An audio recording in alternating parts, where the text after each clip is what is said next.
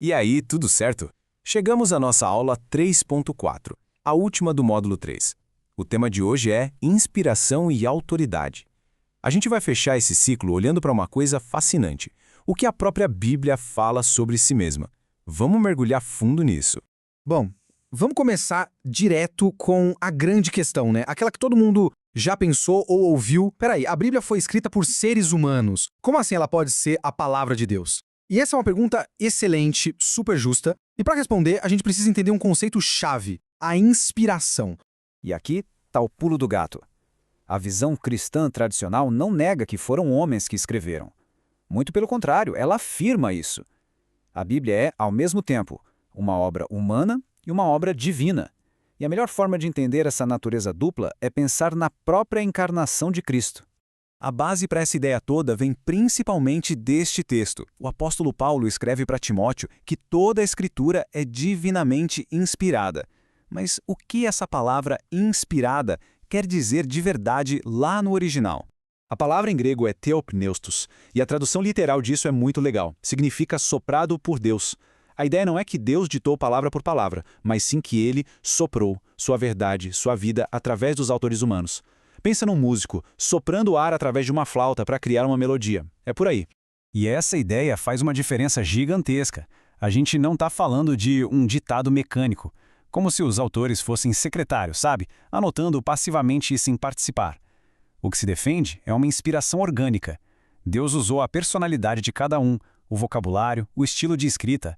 Por isso que o jeito que Pedro escreve é diferente do de Paulo, que é diferente do de João. E isso leva a gente de volta para a nossa analogia principal. Da mesma forma que a teologia cristã diz que Jesus era 100% humano e ao mesmo tempo 100% divino, o mesmo raciocínio se aplica à Bíblia. Ela tem essa natureza dupla. Entender isso resolve um monte de supostos problemas e contradições. Ok, se a Bíblia foi soprada por Deus, o que isso quer dizer na prática sobre a sua veracidade? Isso nos joga num outro conceito que, olha, costuma ser muito mal compreendido: a inerrância. Então vamos definir isso bem. Inerrância quer dizer que a Bíblia é completamente verdadeira e confiável em tudo aquilo que ela se propõe a ensinar. A chave aqui é o propósito do texto. Não é um erro quando um autor antigo usa a linguagem da sua época para descrever o mundo. O objetivo não era dar uma aula de astronomia. E por isso é tão importante a gente entender o que inerrância não significa. Primeiro, ela não é um manual de biologia ou física do século XXI. Ela usa a linguagem do dia a dia do ponto de vista do observador, como quando a gente diz o sol nasceu. Ela está cheia de figuras de linguagem, metáforas e, o mais importante, ela respeita o gênero de cada texto.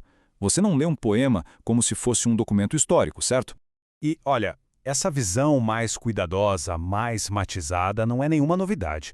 Em 1978, um grupo de teólogos e estudiosos se reuniu e criou a Declaração de Chicago sobre a inerrância bíblica, que basicamente colocou no papel exatamente essa forma de entender o assunto. Virou um documento de referência. Beleza, vamos amarrando as pontas.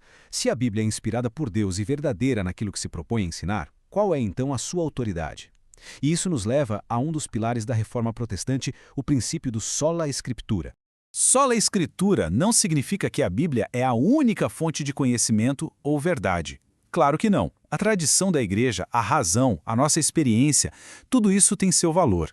O que esse princípio diz é que a Bíblia é a norma suprema, ela é a autoridade final, é a régua que a gente usa para medir todas as outras coisas. E com isso, a gente consegue fechar o módulo 3. Vamos só fazer uma recapitulação rápida de tudo que a gente viu sobre a confiabilidade da Bíblia. O objetivo aqui foi construir um caminho que leva não a uma fé cega, mas a uma confiança informada. Olha só a lógica que a gente construiu. Partimos da inspiração orgânica, essa obra que é divina e humana. Depois, vimos como o texto foi preservado ao longo da história. Analisamos como a arqueologia e outras fontes externas confirmam seus relatos. Isso nos permitiu entender a inerrância e, por fim, sua autoridade suprema. E o resultado de tudo isso, o ponto final, é uma confiança informada. E essa é a grande mensagem para levar deste módulo. Confiar na Bíblia não precisa ser um salto no escuro, um ato de pura ignorância. Pode ser, e para muitos é, uma decisão informada, que olha para as evidências e reconhece que este livro carrega um peso, uma coerência, uma verdade que vai muito além das pessoas que o escreveram. Agora que a gente estabeleceu uma base de confiança no texto, estamos prontos para a grande pergunta que ele nos propõe. No nosso próximo módulo, o módulo 4, a gente vai focar na figura central de toda a Escritura. E a questão vai ser direta. Jesus foi um mito, uma lenda ou uma pessoa real da história? Espero vocês lá.